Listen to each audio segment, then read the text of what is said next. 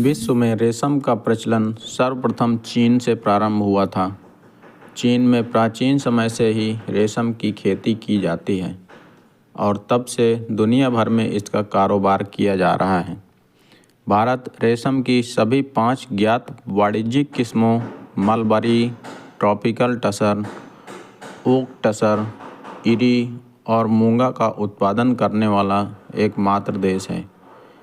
देश में सबसे ज़्यादा मलबरी किस्म का रेशम का उत्पादन होता है।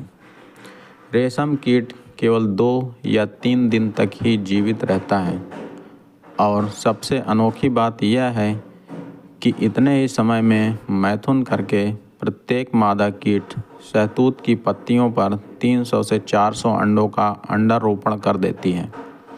प्रत्येक अंडे से लगभग 10 दिन में एक नन्हा मादा कीट लार्वा निकलता है। फिर लगभग 30 से 40 दिन में वृद्धि के फलस्वरूप लार्वा पहले लंबा होता है और फिर सुस्त होकर गोल मटोल हो जाता है। अब 3 दिन तक निरंतर अपने सिर को इधर उधर हिलाकर यह अपने चारों ओर अपनी लार ग्रंथियों द्वारा स्रावित पदार्थ से एक ही लंबे धागे का घोल बनाता है, जिसे कोया या कोकून कहते हैं।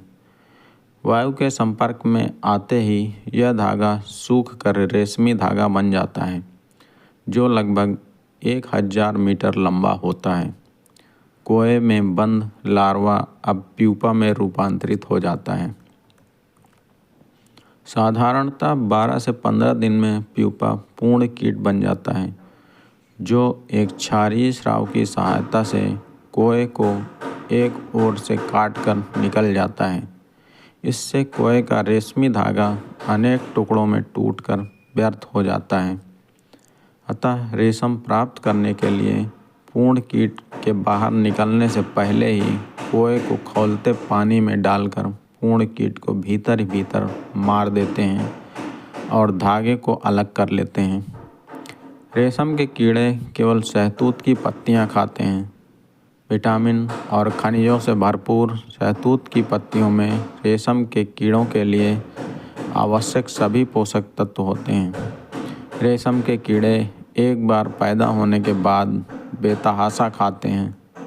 शहतूत की पत्तियां मानव उपयोग के लिए भी अच्छी होती हैं। एंटीऑक्सीडेंट से भरपूर चाय या पाउडर के रूप में शहतूत की पत्तियां एक प्रभावी प्राकृतिक पूरक हो सकती हैं। ये कोलेस्ट्रॉल और हृदय रोग और स्ट्रोक के खतरे को कम कर सकता है।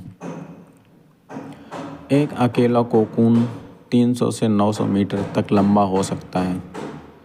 रेशम के कीड़े अपनी लार के माध्यम से कच्चे रेशम के एक ही धागे से बने कोकून का उत्पादन करते हैं।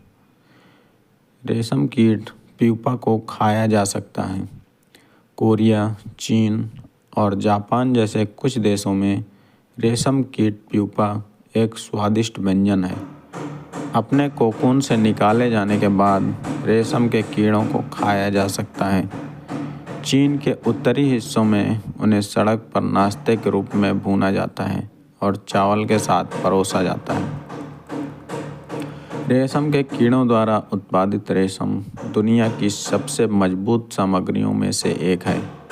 यद्यपि यह मानव बाल से पतला है, वजन की तुलना में यह कपास से हल्का और स्टील से भी अधिक मजबूत है। इसका लचीलापन और ताकत इसे विभिन्न उपयोगों के लिए अविश्वसनीय रूप से बहुमुखी बनाती है। रेशम का उपयोग टांके, साइकिल टायर और पैराशूट में किया जाता है। हाल ही में रेशम के कीड़ों को मकड़ियों के जीन के साथ आनुवंशिक रूप से संशोधित किया गया है, यह देखते हुए कि मकड़ी के जाले के रेशम की तुलना में अधिक मजबूत होते हैं। आनुवंशिक संशोधन रेशम के गुणों में सुधार कर सकते हैं। इसका मतलब यह है कि कुछ आधुनिक रेशम कीट ऐसे रेशम का उत्पादन कर रहे हैं जो अधिक मजबूत और लचीला और लोचदार हैं। दोस्तों, रेशम कीट के बारे में ये जानकारी आपको कैसी लगी, कृपया हमें कमेंट करके बताएं। तथा वीडियो को लाइक करें और चैनल को सब्सक्राइब करना ना भूलें। धन्यवाद। जय हिंद।